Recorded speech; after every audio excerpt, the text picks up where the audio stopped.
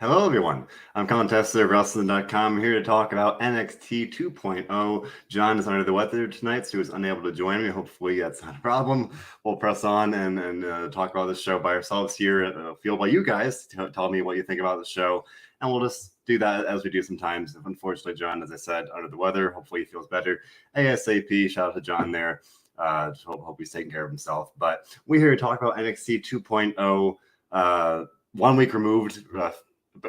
Beforehand, I guess, from NXT Spring Breakin, the next TV special for NXT 2.0. When they announced it last week, like verbally, they said like Spring Breakin, and I thought like they meant Spring Breakin, and I was like, that's a weird name for a TV show. And it's obviously Spring Breakin, like with the hyphen for Spring Breaking.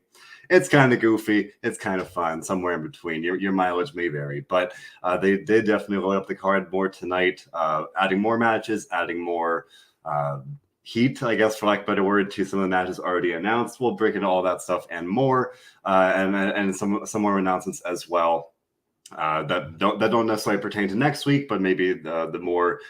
No, I can't say distant future. The week beyond that. So lots of stuff to look forward to here for NXT. We'll talk about it all. Before I do, just want to remind you all, this show, like everything we do here, is available on all of our platforms: SoundCloud, Spotify, YouTube, Apple Podcasts, all that good stuff. So please leave a like and subscribe. So with that being said, the show started off maybe unexpectedly with a singles match between Nikkita Lyons and Lash Legend. That's a bit of a mouthful. This has been a feud that's been going on for a couple weeks now. Nikkita got the win last time, and I think John and I are talking about it. This may have been, I think, 2 weeks ago or so. She won clean. Didn't seem to be all that much to it. I don't remember if it was before the first match or after the first match. Then Nikkita was doing an interview, and that was when Lash did like the famous Sparta kick off the chair. Again, I'm not sure exactly where they came about, but they've been feuding for a while. They've gotten plenty of screen time. As we talked about before, Nikkita has definitely become kind of like a social media, I don't want to say phenomenon, but, she's definitely become quite popular. Her viral pin and everything, but, the crowd was responding. I mean, it seemed like the very, very genuine enthusiasm. The crowd was chanting. They're chanting her name. They opened the show, and at least to me, that is usually kind of a sign that, like, oh, they must feel at least somewhat confident or see something in this person. Like, it means something to be the person that's starting the show. And in this case, that was Nikkita Lyons, and it felt like they kind of shot her entrance a little more special. Like, I don't know, the camera angle,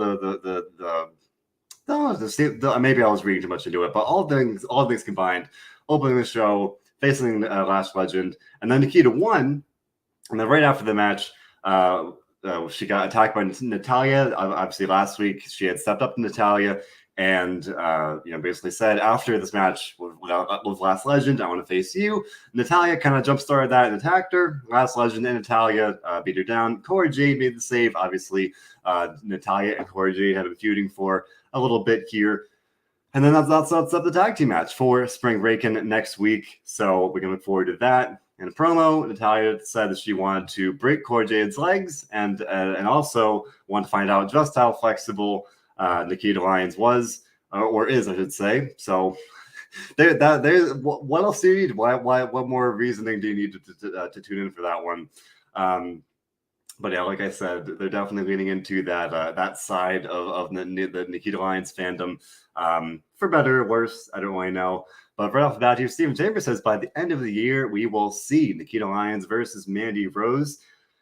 I think that's fair. I mean, it's April, just the end of April now. Still plenty of time to go here. And we'll talk about Roxanne Perez in a bit here, but someone that just debuted last week faced Mandy Rose in their second week on the brand. So goes to show you that that's not so crazy to think that she could face Mandy Rose at some point soon, for the title especially. I mean, the way she's been built up so far, depending how this thing with Natalya goes, maybe she'll face Natalya in a singles match, but could definitely see that as soon as like June, and maybe even that's a conservative guess there. But overall, I think this is fine. Natalya, being in this match here, being on Spring Breakin next week, kind of incorporates this storyline with Cora Jade, Nikkita, and Lash Legend as well. It's fine. as we talked about when we first saw Natalya come to NXT, it's like I think it's good just to have that veteran presence and to have someone that's known for their in-ring work, work with some of these younger stars who have frankly been criticized for their in-ring work up to this point. So I think it is kind of a win-win in that sense. If I had to guess, I would have to say probably Cora Jade and Nikkita would win here, presumably by pinning Lash Legend, and then I don't know who they might do Nikkita facing Natalya first, but it seems like both of them will get a shot at Natalya at some point soon. So, man, whichever comes first doesn't really matter, man. I feel like both are going to happen. But with that being said, we might as well just stick with the women's division there, because I mentioned Roxanne Perez a minute ago. Roxanne Perez debuted last week. She defeated JC Jane, one half of the women's tag team champions, and she was backstage earlier in the show tonight, and Toxic Attraction interrupted her. And they said, basically you got lucky. The 1-2 kind of distracted us. She did distract them last week by attacking their toxic lounge. Roxanne said that she wanted to prove that it wasn't a fluke, so she challenged Mandy Rose, the women's champion, to a singles match tonight, non-title. And for me, I was very happy about that. I said this before, but I got the chance to interview Roxy at the time, now known as Roxanne, way back last year. I think it was like almost a year ago to this point, when she was just starting to kind of arrive in Ring of Honor. This was even before she won the Ring of Honor title. So I definitely am biased. I'm rooting for her. I want her to succeed because I got to hear her story, and she's just seems like a very nice person. But so to see her on NXT is really cool, at least for me in that sense. And we've already seen her have these two matches last week and tonight.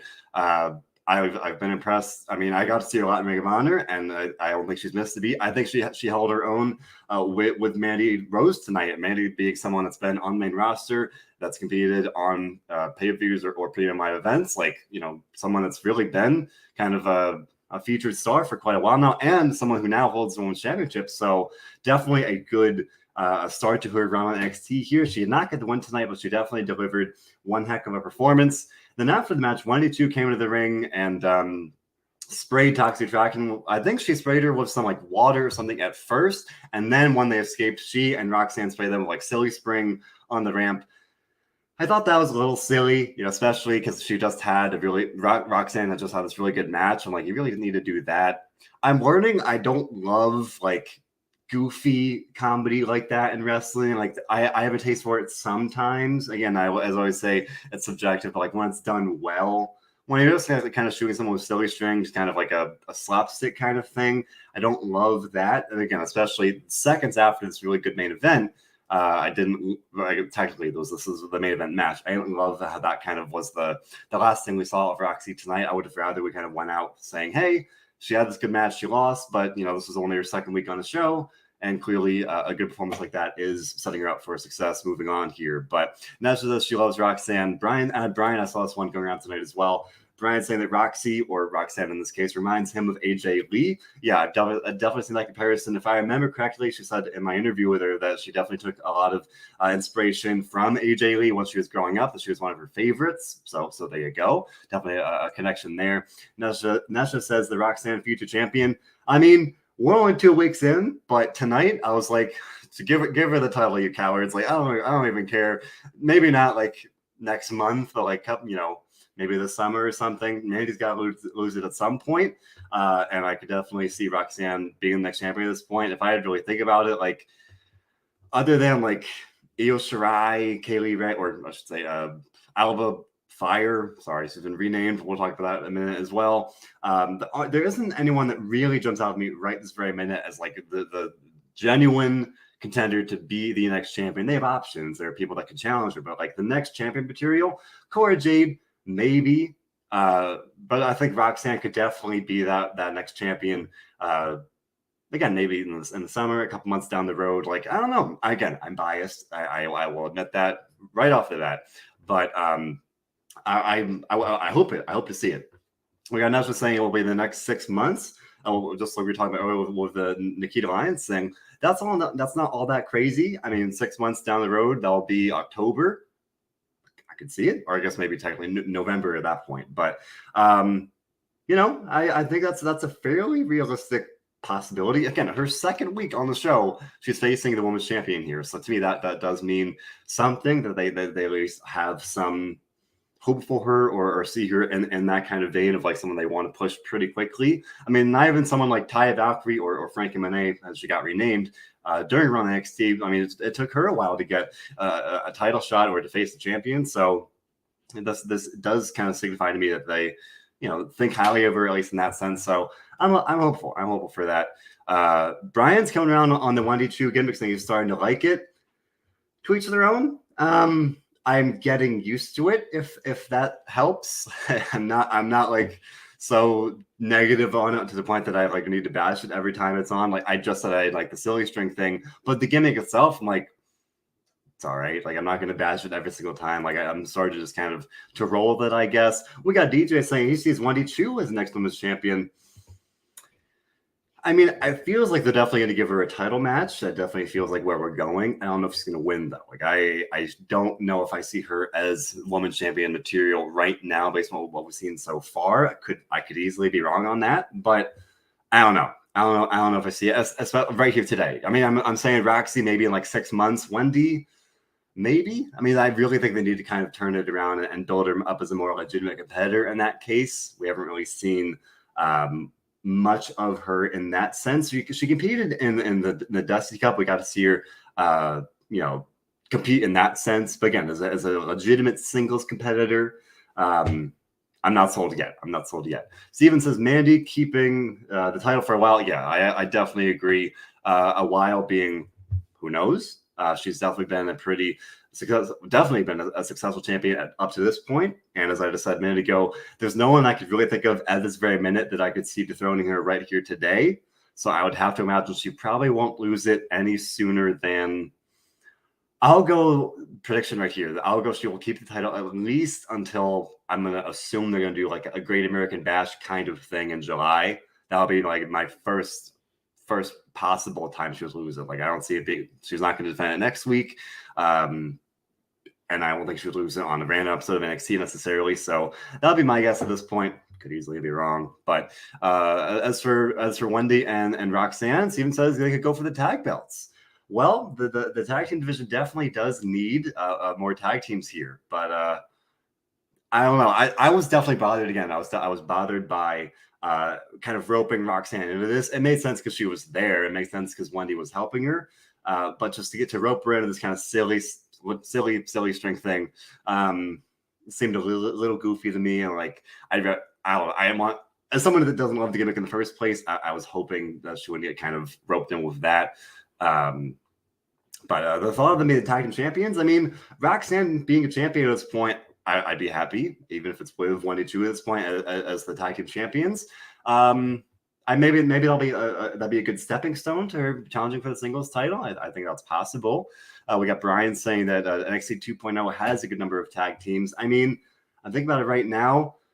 They had to throw something together for the Dusty Cup on both sides of it, or introduce some new ones. For the women's side of things, they threw together Wendy and Dakota Kai at that point.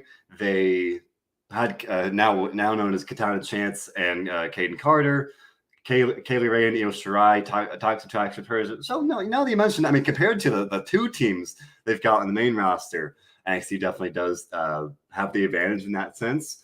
But otherwise, none of them really jumps off the page as real strong title contenders. We did see Caden and Katana pick up a good win tonight, so maybe they're kind of being positioned as the next challengers for the titles in that case. But why I guess what I'm trying to say is why not Wendy and Roxanne? I think that could definitely be again a good way to kind of build Roxanne up and give her something to do.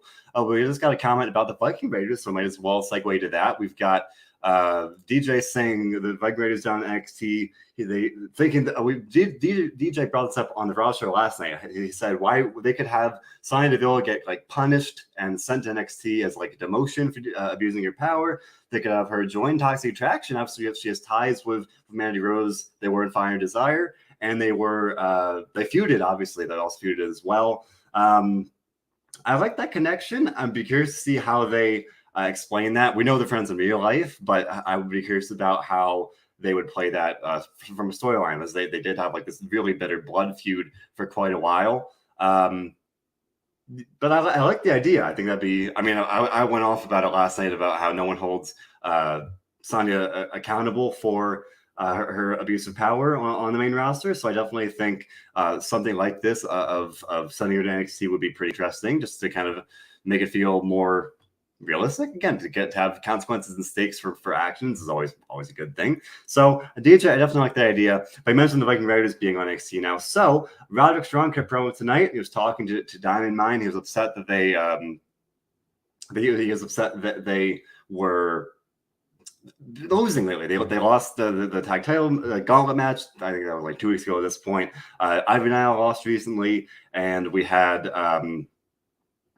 I mean, to be fair, Roderick's also been slumping a little bit lately as well. But he wanted Dynamite to kind of get back on track, and in doing so, he told the Creed Brothers, "Okay, I got some former champions here for you to face to really kind of test yourselves against to get back on track."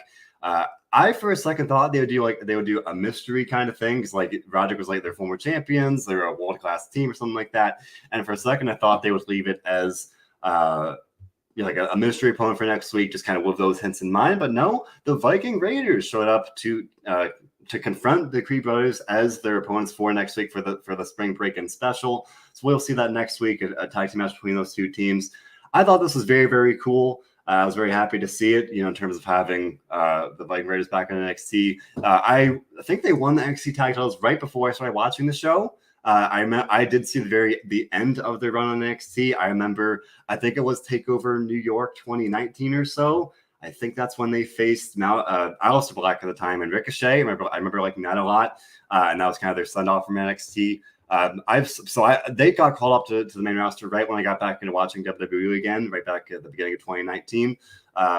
So I've gotten to see their successes and their shortcomings on the main roster here, but I'm happy to see him. I'm very disappointed they haven't done more on the main roster. I think they're very, very talented. I think they've very much been wasted. I think it was like just a couple of weeks ago, they both got squashed by Almost, or someone else. Like one of the Giants.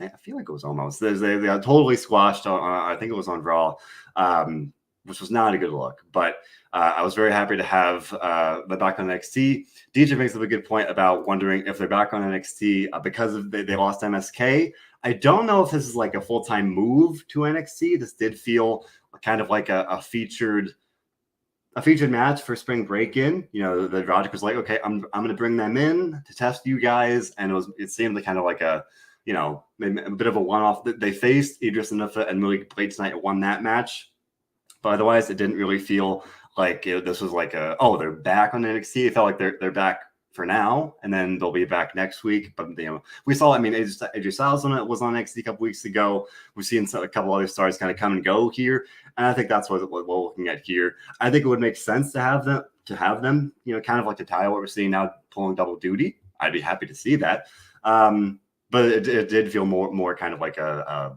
passing thing. So I feel like that's more the case than anything. Steven says, if the Creed Brothers beat the Viking Raiders, it's hard to watch the Raiders keep losing. They used to be dominant. I would agree with that as well. But I would also say, like, I don't know if they would do this match to have the Viking Raiders lose. Like, this feels like a good chance to build up the Creed Brothers. And I totally forgot. I was looking at admittedly their Wikipedia page. I forgot that the Viking Raiders are former Raw Tag Team Champions. Like, they actually did hold the gold at one point. Well, a while ago now, probably in like 2019, maybe beginning of 2020, but feels like ages ago at this point. So I honestly totally forgot that. I was like, oh, they really do have that legitimate background, that legitimate track record. So in that case, like, if anyone other than the Creed Brothers, I would say maybe they would win. They are very clearly trying to build up the Creed Brothers as a dominant team, as a successful team. So I feel like that's what we're looking at here. Brian says it's looking like it'll be a very good match. He's looking forward to it. Yeah, both teams have been very impressive from what we've seen of the Viking Raiders before, from what we've seen of the Creed Brothers lately. Steven says members of the Viking Raiders back in Ring of Honor. That was right before I started watching Ring of Honor as well. I've heard nothing but good things. I'll have to check them out if I get a chance to. The War Machine back then, War Machine, as they're known at the time, were probably one of the best tag teams at least in the independent circuit. And I mean, when they've gotten the chance to show it, I think that's translated over to WWE. But it just really feels like they haven't really gotten the chance. Like they'll spend just weeks and weeks just not doing anything, or they'll be on main event sometimes or whatever. But this is a good chance for them to be back in the spotlight. So I'm looking forward to it for that reason alone. I'm excited about it. With that, we can look at some other things they announced for Spring Breakin. So tonight was supposed to be the debut of Nathan Frazier, who an NXT UK standout. They did not announce his opponent, so Nathan comes out. He has been pretty successful in NXT UK. I believe this is a guy that used to be Ben Carter way back in 2020. He was a renowned kind of competitor on the independent circuit, signed with WWE, and then he enjoyed a lot of success in NXT UK. Admittedly, again, I don't know all that much about NXT UK, but I do know that he is someone that people were very excited about. So having him come over to NXT feels like a good thing. So they announced his debut for tonight, did not announce who he'll be facing, and then he comes out for his match. And Grayson Waller attacks his opponent. We even get to really see who he was. The whole commentary says it was Guru Raj. I think that's one that's been kind of used in a similar kind of enhancement level role before, but nothing much to write home about. Grayson Waller said, "No one cares about you or your Willy Wonka haircut." All right, nice burn there. And then they wound up setting up a match with Nathan Frazier for next week against Grayson Waller for Spring Breakin. Brian says he likes Frazier's high-flying ability. We saw like a video, a vignette tonight of Frazier in NXT UK. He was doing flips and stuff all over the place. So definitely looks like he's very athletic. I'm looking forward to see what he could do in NXT. I don't know what all he might do. Steven says he has a bright future. I mean, A-Kid was on NXT and I feel like we haven't seen him since. I'm not sure what's going on there. But I know that Frazier definitely has that kind of buzz surrounding him. And facing Grayson Waller, a guy that's been very much built up during the NXT 2.0 phase here, the 2.0 era, I guess I should say. That's definitely a pretty good opportunity to come in and have a relatively high profile match. I mean, again, Grayson Waller, the guy that wrote Johnny Gargano out of NXT in storyline, at least, the guy attacked him. He was in War Games. He's faced some of NXT's best and brightest here. So definitely a good shot for Nathan Frazier there. And overall, in the general sense, Bryanson, there's a ton of talent on the UK scene. I would say both in general and the NXT UK. Folks, if I had time, I would watch NXT UK.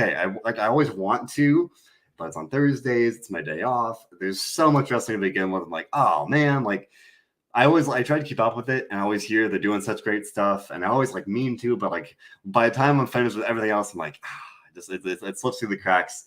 So one of these days, hopefully I'll be able to watch NXT UK, but. For now, I'll have to hold on to stuff like this, when they bring over NXT UK guys to NXT Prime, and in this case, Nathan Frazier. So we'll see him next week as well.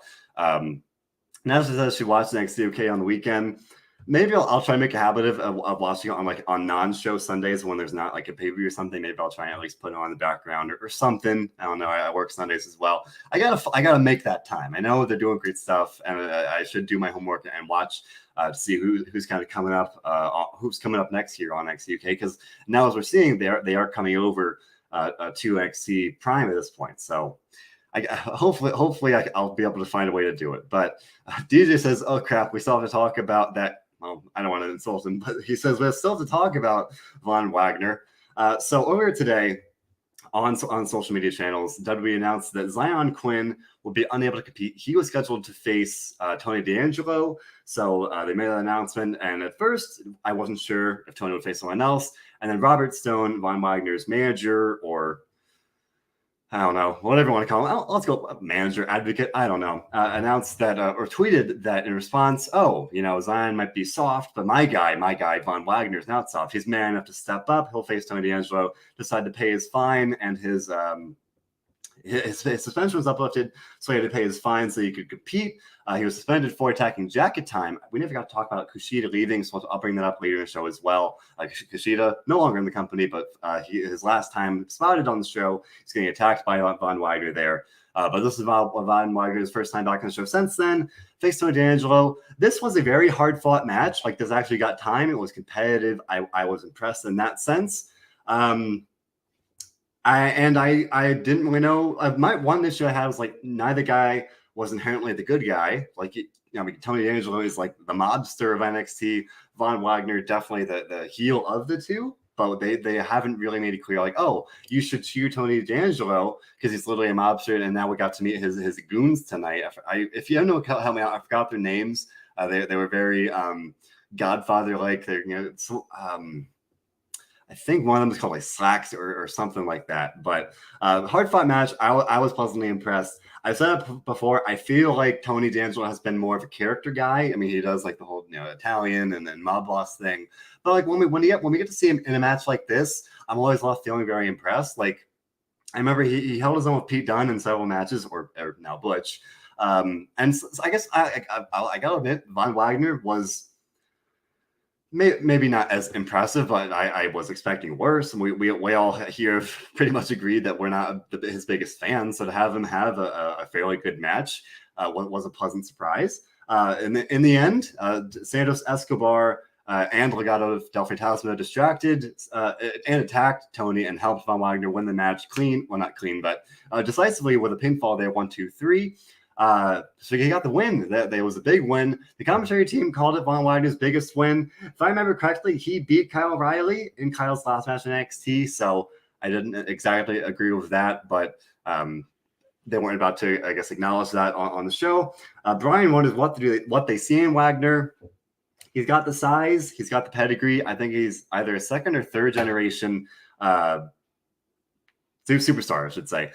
So I think all those things rolled into one. I think that's reason enough for them to kind of give a guy a shot and push him to this extent. I don't exactly understand why, because I don't think that the creative has been great so far. I don't think the storylines, the matches, the character, like I haven't loved his promos. We talked about that before as well. I think having Robert Stone helps, so we'll see how that goes. It feels like they're setting up his next feud because they very clearly made it clear that Von Wagner attacked Briggs and Jensen backstage for looking too long at his business associate, his lady business associate. I don't remember her name exactly. Those are my notes, but it's buried somewhere here. Something Cromwell. The people are changing names. They're introducing names. It's kind of hard to keep track of it all, but they very clearly implied that Von Wagner was responsible. So he might be feuding with them next, which is fine. Like, as long as they don't just like rocket this guy to the NXT title scene, I'm like, if you want to push him, it's fine. If you want to have him beat people, it's fine. I didn't like how they did Kushida and had him just like written off like that. I think that was definitely a shame. Again, I'm not trying to like just to rag on the guy. I haven't been his biggest fan so far. And I don't think the Robert Stone pairing has been as beneficial as it could be, because like they haven't really cut on many promos, or I feel it's like they haven't really done all that much with it yet. But maybe we'll see that come to fruition here in the feud with Briggs and Jensen and whatever happens next. But Brian says Tony D is over. Tony D is definitely over. Later in the show, he was very upset that Santos attacked him, and he said that he wants to sit down next week on Spring Breakin. He wants to sit down to hash out these issues. I remember it was last week we had talked about it, but he left a fish on Santos's car, very clearly implying that he'll be sleeping with the fishes. More Godfather / mobster kind of stuff there. So the Von Wagner match definitely implied to me that he is turning, that Tony's turning face, which is, again, it's interesting. It's like a face mobster. It definitely like a unusual kind of thing there. But I'm interested to see where this goes. I mean, again, I'm intrigued by this like mob boss thing, like battle for supremacy, like which one's better and which one's powerful. Like this struggle for influence, I guess. I don't know. It is kind of interesting. So I'm looking forward to that. I've made as notes again. I'm a big fan of Santos Escobar, and I think, I mean, as Brian says, Tony definitely is over at this point. So I think it could be a fun storyline. And again, we saw his goons introduced tonight, so that I feel like we're getting more of like a gang warfare almost at this point. But I'm interested. I'm interested to see where it goes. It will be a sit-down meeting, much like as you always see in like the movies, like the mobs do. I feel like it's going to break down very, very quickly, and I feel we're going to get a match at some point soon. So I'm liking how this is going. It's a little different, again, the mob-based storytelling or mob slash family, I guess, like the family, if you will. But it's interesting. I'm enjoying it. At least it can. But more than some other things on the show, so I can't knock it all that much. But I should mention also, some other things to look forward to. I mentioned Nathan Frazier, mentioned some other stuff, but I think that was just about the additions to the card for next week. They announced the first ever women's breakout tournament for NXT. So they've had 2 men's breakout tournaments before, but this will be the first women's tournament. And then they had vignettes for a couple of competitors here throughout the show tonight. And I'm looking forward to it. I think it's going to be a very good chance to build a new star in the women's division. I'm looking at what I wrote about it right now because they announced several competitors here. So earlier, I think it was today, Ariana Grace, formerly known as Bianca Corelli, Santino Marella's daughter. Santino Marella, former WWE star, his daughter has been signed to WWE. Her name is now Ariana Grace, and she will be competing in this breakout tournament. That'll begin not next week, but the week after that. So we can look forward to that in 2 weeks' time. So we have Ariana Grace, again, also formerly known as Bianca Corelli, Santino Marella's daughter. We also have Kiana James, also known as Kayla Imlay, one of their newest signings as well. And she was introduced as a successful businesswoman who's looking to translate that success from the corporate world to the world of all sorts of entertainment. And other than her, we also have Sloane Jacobs, formerly known as Notorious Mimi, another competitor. She is 19 years old, and she said that she is an underdog who's looking to become the youngest NXT Women's Champion of all time. And I have an ear over here like, oh wow, Roxanne or Roxy is 20 years old. One old Sloane Jacobs, 19 years old. I was like, wow, that's pretty crazy. I'm not familiar with her as much. I'm not very familiar with Kayla Emily either. Notorious Mimi rings a bell. Sorry, that's Sloane Jacobs. I was also familiar with Bianca Corelli, at least to some extent, of having the Santino Marella connection there. We got Brian saying he's looking forward to the tournament. So we got those 3 competitors. Usually there's like no more than like 10 or so participants. Like I'm not expecting all that many more people to be announced. I imagine we'll get a handful more announced next week. I think Lash Legend referenced that she'd be in the tournament, like a throwaway line. Usually they have people that have already debuted in the tournament as well. I think I remember when they did the men's thing last time, Carmelo Hayes debuted and he had a match with Adam Cole, and then he was announced in the breakout tournament, if I remember that correctly. And I feel we'll see that here as well, that it won't just be entirely new people. It might be some people we've seen, maybe even like Fallon Henley, maybe.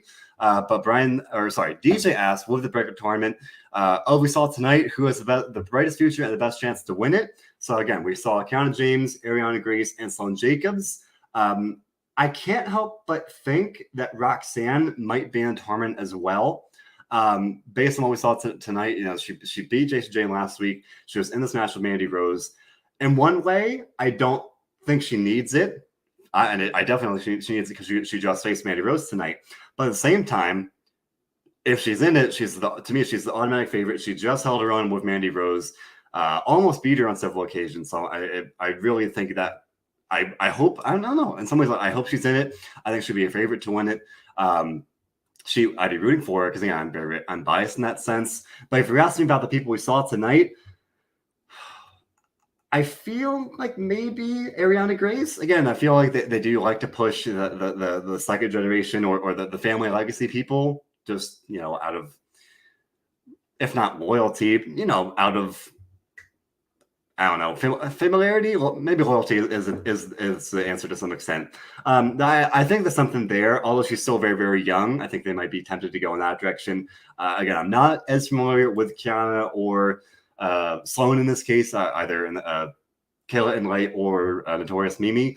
But I think at this point, they're all on kind of equal ground. Again, I'm thinking maybe Bianca as an early favorite, maybe. Again, I really don't know. Maybe she's too young in that case. I remember she's been training for a couple years now, but I feel like she hasn't had all that much experience from what I can tell in terms of compared to someone that's been in business for 10 years. And I think they're all young. They're all young. That's the point. But I don't know. DJ agrees that we could see Bianca as the winner. Again, that's probably my pick at this point. But we got Brian saying, Kiana James. He says that she has potential. She reminds him of the old Stacey Keebler from WCW. Pretty good comparison there. She had a very successful career, so not a bad link to be made between the two. So.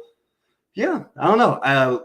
These very, very short vignettes are not a lot to go off of, so I can't really say like, oh, X is going to win or Y is going to win. Like, again, more than anything, it's just like, oh, Bianca is related to Santina Marella, so like maybe there's something there. Steven wonders if we'll see The Rock's daughter, Simone Johnson, tournament. I don't know. I know that she's been training. I know that she's been like kind of gearing up to make a go at it. And I know she's been around, and I think she's friends with Rhea Ripley and some other people like on the main roster. If I remember correctly, I've seen pictures with her and some of the stars they've got on the main roster at this point. But it's possible, right? Anything's possible. I really don't know. I don't want to say, oh no way. Like, who am I to say? I don't know. I mean, I have no idea. But could be. And in that case, if we're saying that about Bianca Crowley, if The Rock's daughter's in it, you got to bet that she's gonna. That she's going to be one of the favorites to win it. So, yeah, we'll have to wait and see next week. We'll have to wait and see kind of who else is announced. I would, again, imagine another handful announced next week, either in vignettes or just like the full bracket getting released. But it's still very early to tell. Again, I hope in some ways that Roxanne's in it because I think she would definitely be the favorite to win it. But that's all. Again, she also faced Mandy Rose tonight, so it's like you don't really need to have her break out because in a lot of ways she already has broken out. So we'll wait and see about it. I'm looking forward to it, though. I think it's always a good way to have new stars, not even just the winner. If Cameron Grimes was in, I think, the first Breakout tournament, he had a very successful run. I believe Bronson Reed, former North American champion, was in the first one as well. Dex Loomis, if I remember as well. It feels like ages ago now, but I remember like some people that were in the tournament and didn't win went on to have and remain with the company that have good runs and remain with the company at this point. So don't put all your eggs in the one basket of the winner. I myself as a fan will be like, okay, who's in this tournament? And are they impressive? Like, what do I think of them? Like, kind of take a gauge of everybody because like you never know, not just who's going to break out as the winner, but like who's going to break out kind of going forward. Because like most of these people, the people they announced tonight, especially, I know that Bianca and Kayla, and I think all three are officially signed to WWE. They were members of the latest Performance Center class, or at least Mimi and Kayla Inlay were. So they're going to be sticking around. The Breakout tournament is just to kind of have someone kind of break out in that next level right away, but then like anyone else can kind of break out just maybe a little more slowly. So something to keep in mind there. Steven points out Duke Hudson and Aussie Jones as well. Yeah, Aussie, unfortunately, on the sidelines here with an injury. Duke Hudson still featured on NXT to this day. So, friendly reminder that you could be in the Breakout tournament, you could lose, and you can go on to have a lot of success. So, at the same time, if I remember correctly, ACH, I don't remember his exact name back then. I think he won the 2019 tournament, and unfortunately, it didn't really pan out for him. But so it goes. But it is definitely a good way to break out, to reach the next level, and to get to, at least very least get a title shot. And Cameron, not Carmelo. No, sorry, I got it mixed up. Carmelo Hayes won it last year, and he went on to become the North American champion. So gold is it's the name of the game here, and winning this tournament could definitely be a good way to get there. And speaking of which, we got Stephen Chambers asking about the North American title match here. We saw tonight. Solo Sikoa defeated Trick Williams, and then he left. Cameron Grimes lying it seemed like an accidental attack, but those three guys, Solo, Cameron, and Carmelo, excuse me, will be facing off for the title next week at Spring Breakin. And I'm being asked about my predictions for that one. I don't think Carmelo. So damn it, I did it again. I don't think Cameron would lose the title so quickly. As always, 3-man matches are usually a good time to do it. I don't think Carmelo would get pinned here, though. As much as they've definitely been building up Solo as a pretty strong singles guy. Someone's got to get pinned, and I don't know if it's going to be Carmelo because he's been built up so strongly, and it feels like he could challenge for the NXT title at some point soon. So I would probably predict Cameron. Oh, I got it that time. Oh, now I'm doubting myself. Cameron Grimes. I feel like he's going to win that one next week. He's going to the moon. He's already at the moon. He's got the title. So that's my prediction for that one. Nesha says that she loves Solo. She says they might put the title on. They might. Anything can happen. Like I said here, I give a prediction. I'm well aware anything could happen. I could say one thing, they could go the complete opposite way. I don't know. that's the beauty of what we do. Like I could be sitting here next week and being like, hey, Solo won, and on we go. Solo has been impressive, and as Brian says, he's representing the bloodline. And I mentioned it, I think 2 weeks ago or so. Like there's something kind of interesting about having Solo win a title and then kind of having that be the first way that he kind of gets introduced into the bloodline, like that he's getting introduced to be like this young champion in NXT, and then bringing him up, maybe not directly, but at least they could say, oh, like you helped extend the bloodline to NXT, something like that. I don't know, but I'm looking forward to it. The match itself will be great. Who could win? I don't know. Well, Brian's predicting Solo. I think it's possible. Yeah, I think again, either's possible. I think either one, a change or a defense could happen. My mind is on Grimes. Again, he only won the title less than a month ago, and barring something like MSK, where they had to make a move there. I feel like you don't usually see these very quick title changes by and large, and sometimes it's not like they never happen. But my money is on Cameron Grimes in that case. So. Yeah, I don't know if we're going to see any title changes hands next week. I mean, it always could happen, though. We're going to have this North American title match, NXT title match. I don't think there are going to be many others. Like most of them are just other matches, just to fill out the card. In that case, I don't really see, if I'm correct, I don't see either one really changing hands. I mean, Braun Breaker and the Joe Gacy thing, they closed off the show tonight. If you remember last week, Gacy pushed Braun Breaker off the stage. And then he got like swarmed by the druids or goons or minions, whatever you want to call them. Gacy came out to the ring, and he said that the NXT is the clay that he's been molding for the past 6 months, and but the mission is not quite over. He has to capture the title, has to kind of lead NXT into the new era with him leading the way. And then he announced that Braun Breaker not cleared to compete for the NXT title match next week, which was a little interesting. And then Rick Steiner, Braun Breaker's dad, comes to the ring, and he says, no. Braun Breaker, my son, is cleared to compete, and he will defend the title against you next week. And then Gacy says, oh, you picked a great time to return, or did you? And then the druids or the minions want to attack. Braun Breaker made the save, beats up some dudes in hoods, I guess. And then the numbers game was not in his favor. Gacy got the better hand, attacked him from behind, and raised the title to close the show. So I already got some divisive opinion here. We got DJ saying Gacy for the win, Nesha and Steven both predicting that Braun's going to win.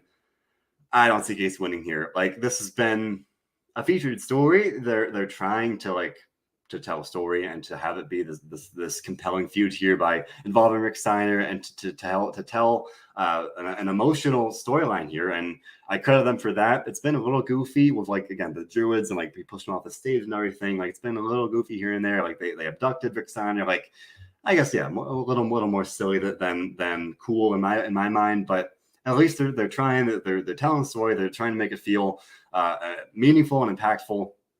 But at the end of the day, I think Gacy has been very impressive. The promos have been good. Like, he plays his part very well, so I can't knock him for that. Brian says that Gacy reminds him of Bray Wyatt, and Steven says that that Gacy reminds him of Bray Wyatt and Waylon Mercy. Throwback shout out there.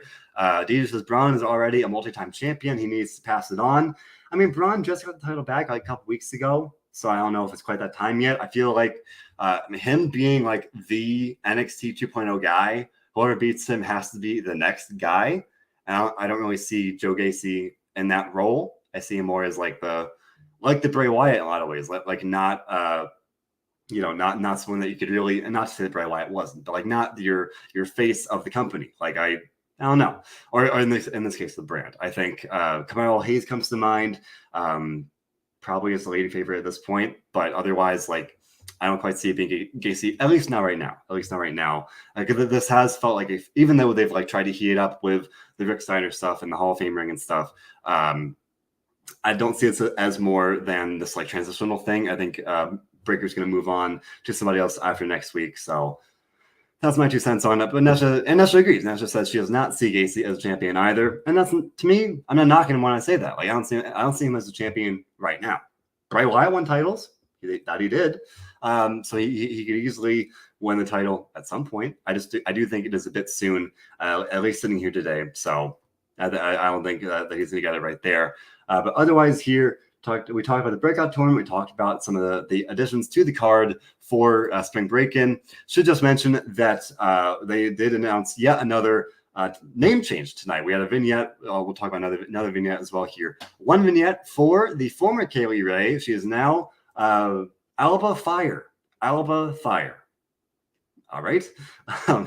And she had a vignette where she was saying that fire represents rebirth, and it's like her new self. She was like, how much do you really know about me? I'm a fighter, but like I've been here for a couple months and nobody really knows anything, which is true. And more than anything, that's more of a commentary on how she's been handled on NXT Prime at this point. But Alba Fire. Bit of a weird name. Steven says no comment with all name changes. Nessa says she's sick of them.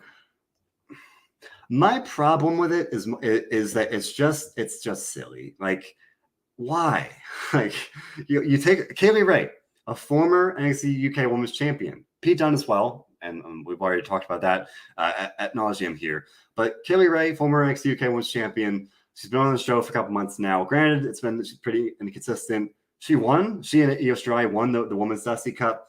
The Kaylee Ray name has traction. Like it has, has a standing. Like people know Kaylee Ray. And then you just turn around and she's a new person, a new name. Like, why? Nesha, I agree. There's no need for it in terms of like from a storyline for me at least. Like it's very weird to have that just happen one week to the other. Like would I do that? Would I show up next week and be like, oh, I don't know. I'm not going to humor with a fake name. I don't know. I'm not going to show up next and be like, I'm Butch. Like, no, I guess my names are names. Like, and granted, they're the performers. I get that. All right. And Brian points out, yes, trademarks are a thing as well. I understand that. Okay. But as a fan, I'm not talking about the logistical or the practical side of it. I mean, as a fan, it's like you see his name changes. If the name changes is good, if it makes sense, if it's a good name, admittedly, it's all right. If the name is either not great or if there's no real need for it, I will credit them tonight. At least the fire part of it, at least it made sense. Fire. She literally had her promo was about fire. At least there's something to that. Like at least they're giving it a meaning. When they do it for no reason at all, when Butch shows up on SmackDown, when Pete Dunne shows up on SmackDown as Butch with no reasoning at all, that's when I have a problem here. Like this seemed a little goofy to me. It didn't bother me all that much. Like it's fine. Again, more than it's just not needed from a fan perspective. I hope it works out for her. I hope that this pans out and leads her to more success than she's had. Nasha says if it was a character, I get a name change a little bit more. I think you mean like if it's more like a drastic kind of repackaging, and I would agree. And this felt more like a new name for the same person, or if I think Nesha, I think you mean like if it's a new character, someone like debuting, then you change the name. That makes sense. If you change the name right from the start, that makes sense. If you sign somebody, I don't know, they do it all the time. Kevin Steen signs WWE, it becomes Kevin Owens. They do that all the time. That's fine. That makes sense. Like that's totally cool. When you just randomly change the name, that's when and it feels like many people are like, it's just not needed. So, but they're WWE's going to WWE. I think at the end of the day, at least speaking personally, I need to do a better job being like, hey, they're going to do what they're going to do. It's not making a lot of sense for me to just like get so frustrated about it all the time. Again, the Butch thing was just dumb, and I got very frustrated about it at the time. Well, this, it's like, it's silly, but it's fine. That's my take on it. But That was not the only vignette we had tonight. On top of the breakout tournament ones, we had a vignette of Wesley. I thought this was actually very good. So Wesley had a vignette tonight. So he lost to Zion Quinn last week. Actually, pretty surprising. Clean loss. Not much to it. Obviously, Wesley falling away one half of MSK, one half of the NXT Tag Team Champions. The titles were relinquished. That's the company line. In real life, Nash Carter, that how the team got released. Wesley on his own. We had a little hint of it last week where he was like, the last couple weeks have been hard. It's been chaotic. I don't know what I'm going to do. This week, he was like, yeah, I won the title is great, and I lost him, and I could either, complain and be upset about it, or I think the closing line was like, or I can make the waves that I'm destined to. I thought it was a cool message. I was like, I'm here for it. Wesley, I mean, seeing him in NSK, I always thought he was very, very talented. I thought he's very good in the ring. He's got pretty good natural charisma. Seems like a likable guy. I'm hopeful for him. I made this comment when it first happened. He's a lot like the Forgotten Sons when the Jackson Riker thing went down. They were taken off TV for months and just totally punished for something they had nothing to do with. So I'm very happy, at least in this case, that they're giving the guy a chance to be on his own. So I think that's a very positive thing. I think he's very talented. I hope it works out. I don't know where it's going, but I'm happy he's been on TV and that they're at least kind of giving him a chance to shine on his own. So I'm hopeful for that. Brian's saying he's hoping that Wesley gets pushed. It sucks to break up MSK. Again, it sucks, but then, sometimes in life, in wrestling, real life happens. And you get in a situation where the company has to make a call based on a controversy or something that happens. WWE made a call. Nash Carter got released, and now we are moving on, trying to see what happens next. So yeah, I think at least I'm very glad that this is the way they're handling this one. Maybe they learned from what happened with Forgotten Sons and opted to not handle it at the same time this time. So here's hoping for Wesley. I'm hopeful, but as Nesha says, perhaps some trepidation in terms of he came in as a tag team, and WWE pretty infamous for not really that, or at least reportedly. The rumor is that they don't really value tag teams like that, at least not only to a certain extent.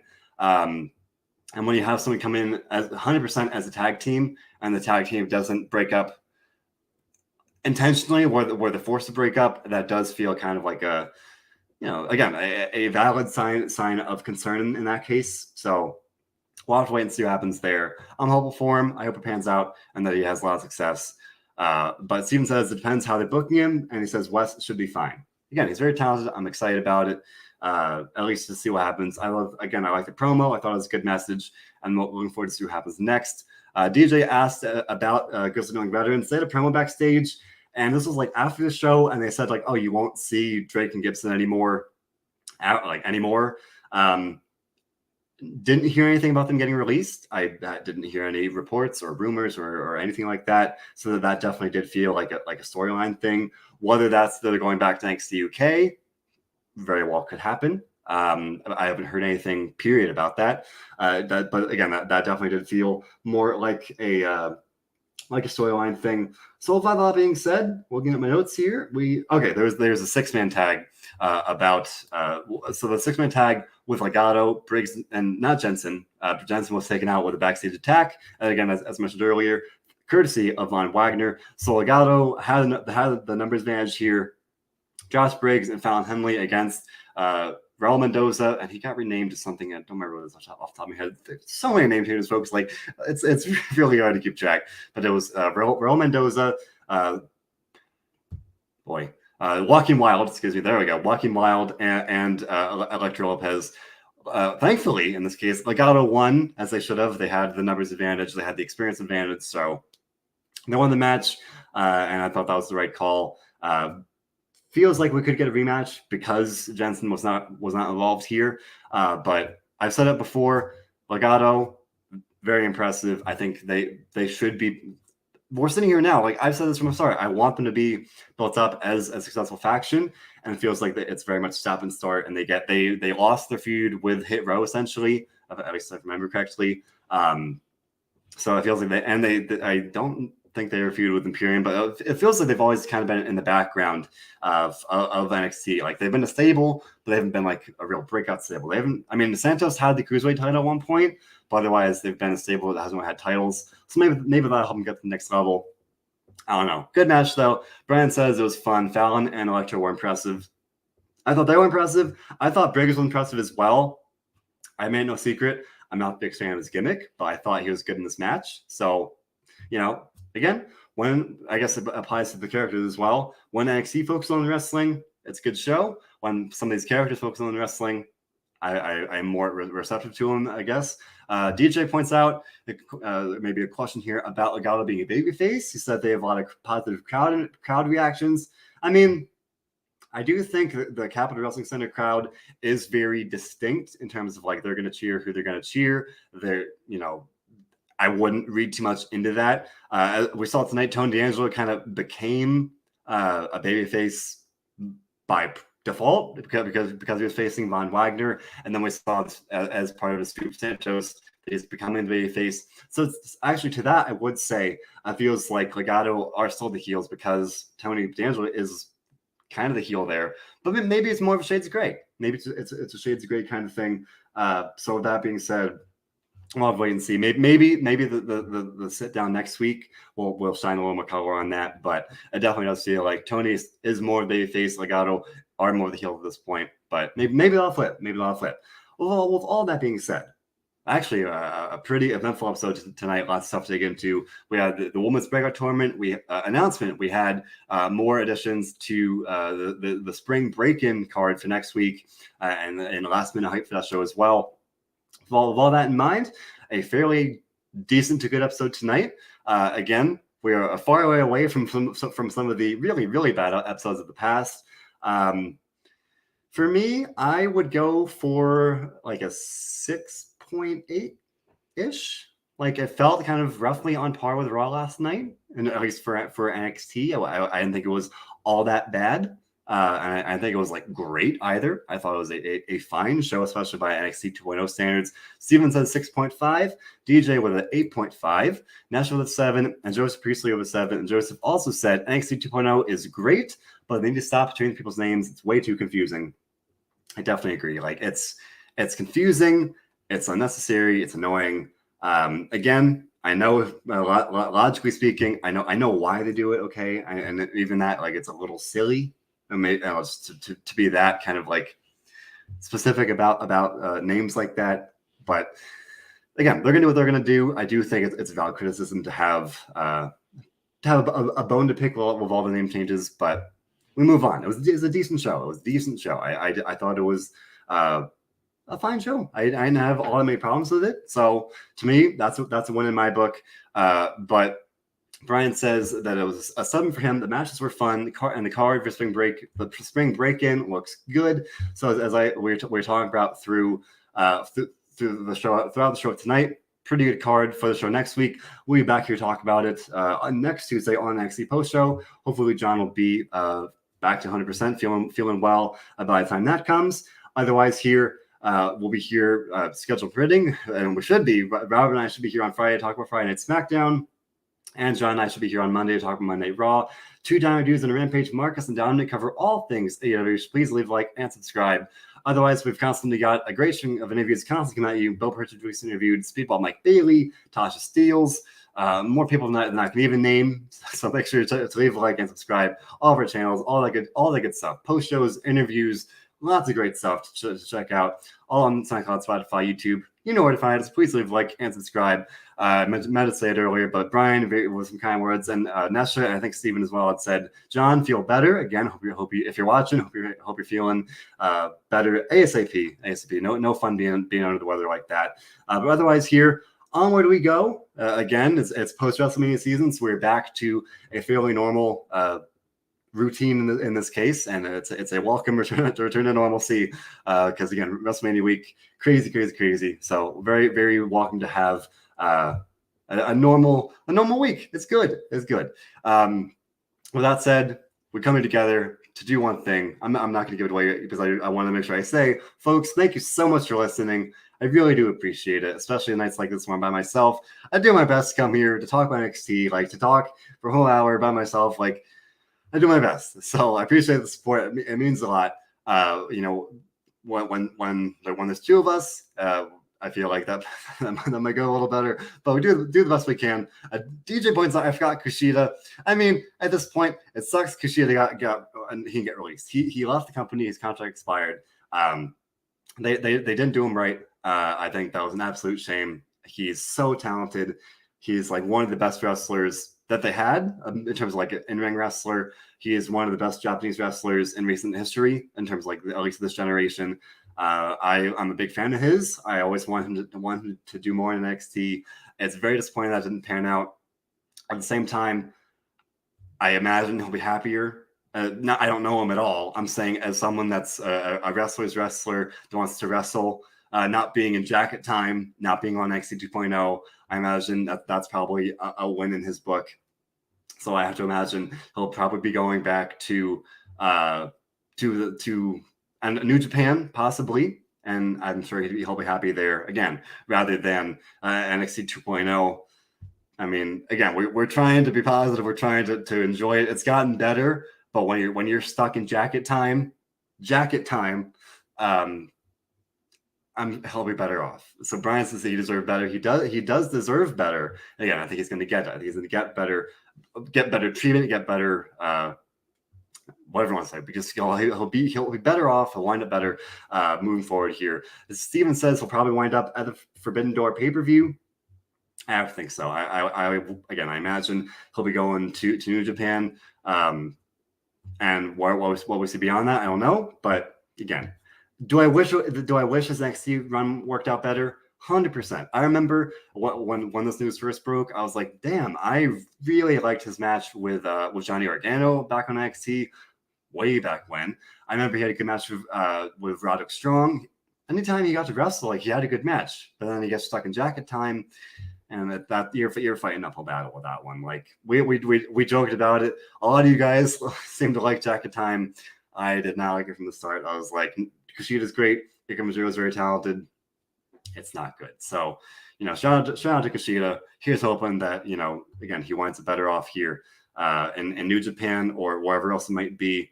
But he had a good run with the Cruiserweight title, and then that got kind of I don't know, canceled or unified. The title ceased to exist. So because of the NXT 2.0 kind of revamp, they decided to kind of move away from the Cruiserweight title. So, things could have worked out differently if not for the whole 2.0 thing. Who knows? I don't know.